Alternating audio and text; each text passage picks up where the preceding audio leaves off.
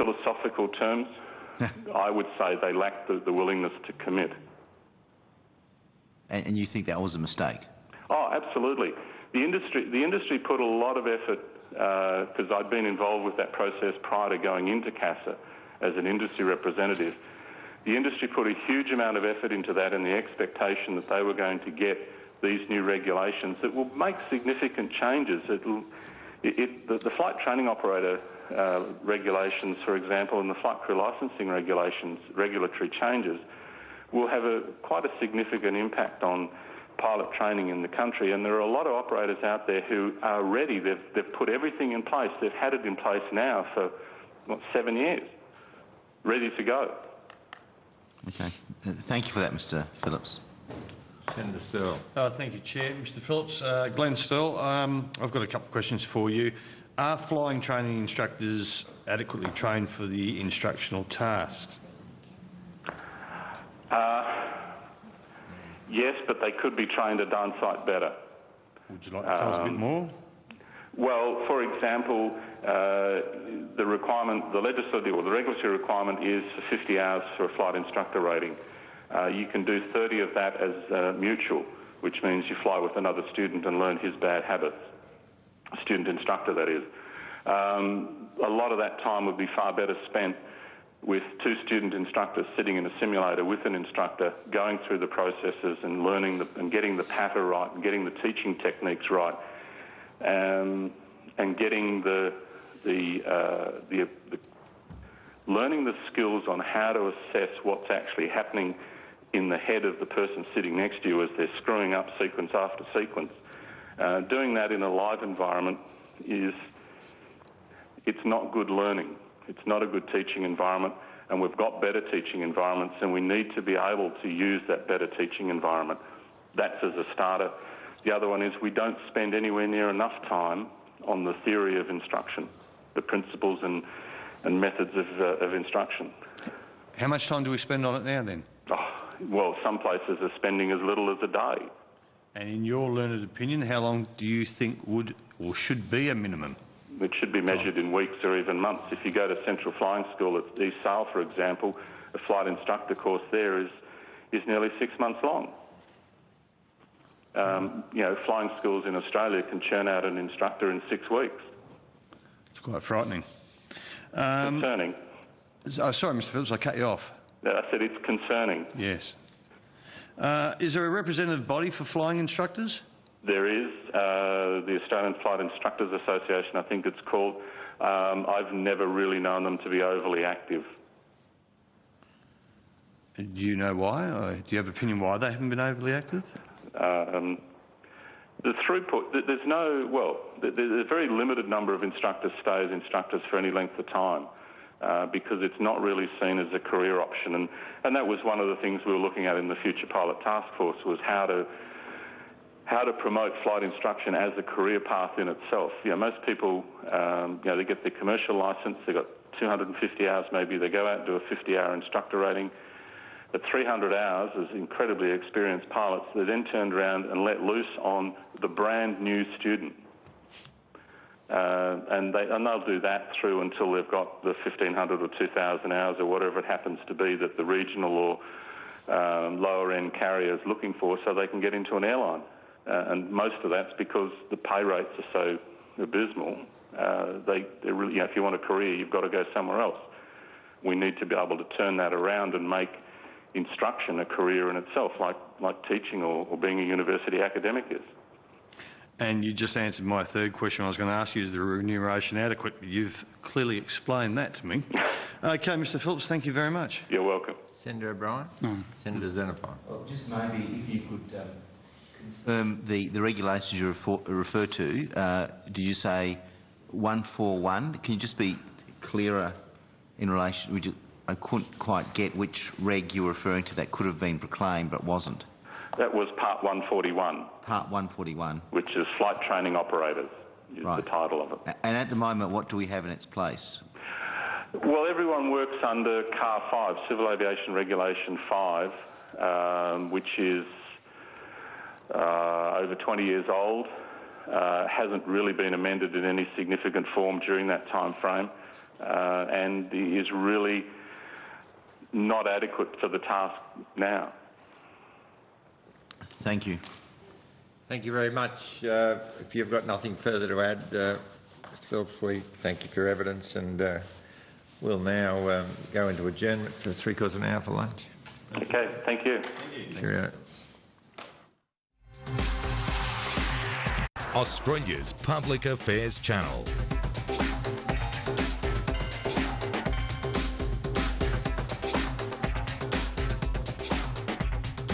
Only before the inquiry during this period has caused us to resolve from that paper or our submission. We think, in fact, there's been a strong element of confirmation of what we've said in that paper from what you senators have heard over the last few days of hearings. Once again, we're appearing as a union, of course, and there's an element in the industry accusing of us appearing on the grounds of industrial reasons.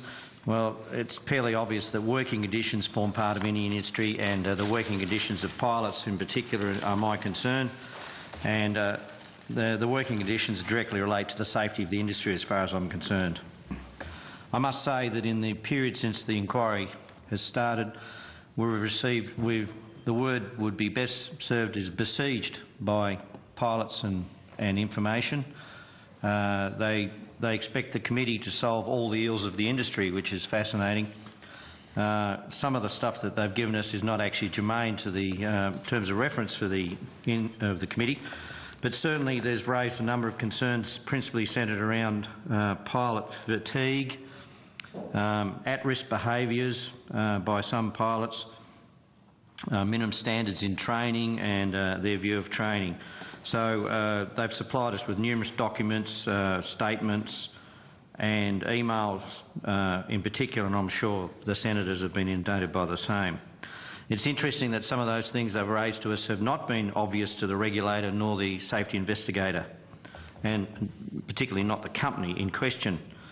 I note with some concern that Qantas and Jetstar are not represented today. It's interesting because a lot of the concerns have come from Jetstar pilots in particular.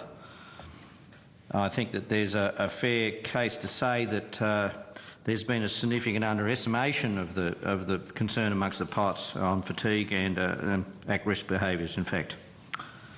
It's clear that some of the investigations that have occurred at all levels have been hampered by the lack of skill set of the investigators, or the part-time nature of what they're doing, or certainly of information not followed through. That in particular to us is human factors in aviation in all elements. Cathy Abbott, Dr. Cathy Abbott in the United States, the FAA expert on human factors, has pointed out recently in Milan that human factors is not well understood in modern complex flight decks, and we agree with that. I've also heard comments during the testimony that the airlines are relying quite heavily on flight operations quality assurance data. That, in fact, is a measure of how the aeroplane's flown because it's a printout of how the aeroplane behaved. What that FOQA data doesn't tell you is the mindset of the pilots in question, the crew resource procedures that were going on internally, or whether they were adhering to SOPs. So it's a bit of a falsehood to say the aeroplane was flown okay, when in fact you've got to know the minds of the crew that were operating the aircraft. Finally, I'd like to say that the travelling public have an unknowing acceptance of risk when they travel on an airliner, and it's our view that should be the safety of the operation should be at the highest possible level. That's why I appear before you today. Thanks very much for that. With regard, we've received evidence in recent times, without being too specific, of the contest between a pilot who's compliant, who fulfills the compliance paperwork and whatever, and language, etc. And, you know, I would have followed that if you did that, you'd be flying safe, but we've received evidence that one doesn't necessarily follow the other. Do you have any comments to make about being compliant and yet possibly not flying safe? Senator, compliance standards are set by the regulator and by, in particular, the International Civil Aviation Organisation, set a minimum standard that is acceptable. I sit on the operations panel of ICAO, and one of my many things I do, and that oversees Annex 6, which is the operation of aircraft. So I'm more than aware of setting standards because we work on things like minimum fuel quantities worldwide, etc. So I would say that yes, a pilot who has the belief that the minimum compliance level is a minimum compliance level is correct. That's the government and the International Civil Aviation Organisation's view of what is a minimum acceptable standard. I would describe it as adequate, and we can always do better than the minimum compliance standard, and we should aim to, in fact. So do you think in pilot training and the thinking of safe flying that because there's been like modern tractors, I mean, if you drove a tractor 30 years ago and you got in a modern tractor, you wouldn't know which knob to pull, etc. Same with planes, I guess, with the computerisation and the technological advancement. Do you think it's in the long term going to damage safe flying to be more reliant on the technology than on the human factor, the skills between coordinating the mind, the body and the eyesight, what you see and how you react to what you see? Do you think, I mean, the A380 machine that nearly went down or the Hudson River landing that did go down, do you think if the technology of the plane fails, then pilots are adequately trained to deal with the line of sight, as it were, and the hand and eye coordination flying? Or are we, like kids, as I've said a couple of times today, kids tend to be good at adding up with a calculator, but not so good if you give them down, do the long division on paper. Is it a concern or a worry? Or?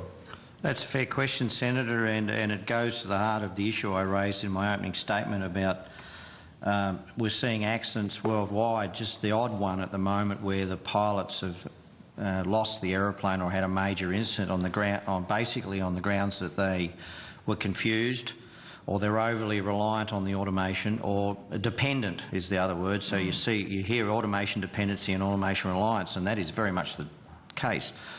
And a lot of airlines around the world have realised that, and I heard Virgin espouse the view that they required their pilots to fly the aircraft regularly in the simulator, at least, and that should be the case. Some years ago, I saw a graph from Boeing which said that when piloting started, when the aeroplane had two instruments, which was the rev counter and the airspeed indicator, the pilot's skills required to fly that aeroplane were quite high, and the monitoring requirement was, of course, negligible because you're only looking at two instruments. Now we've got the unique situation where in the aeroplane I fly, the A380, is arguably one of the most complex aeroplanes on the planet, and the amount of information that's coming into the flight deck in that aeroplane, whilst you're assisted by the technology to deal with it, it can be quite overwhelming. Certainly there is an argument that the training required to understand that system is not adequate. The training is always pitched at the minimal standard because training costs a lot of money. And in fact, in my aeroplane, there's almost a reliance on the fact that you flew Airbuses before. When you get to fly in a 380, they hope you've flown an A320 or an A334 just because it sets you up to do it. I'm not saying that happens all the time. We're seeing our 747 pilots convert quite readily to fly the A380, but they've been flying for 35 years, these captains are coming across. So just to try and figure this, the A380 that had the engine failure, I take it that a lot of like it would have been on full red alert, that have been bells and things going off everywhere. And they did a fantastic job, there's no doubt about that. I mean, that proved that at that level, the training, whatever, worked. And congratulations to Qantas. But had there been, I mean, the circumstance where the multi-purpose licensed person was in the right-hand seat and the person with 1,000 hours, perhaps, it was in the left-hand seat, surely part of the survival of that plane was the experience of the pilots rather than the training of the pilot, like the compressed training of the pilot. Surely experience counts for a lot.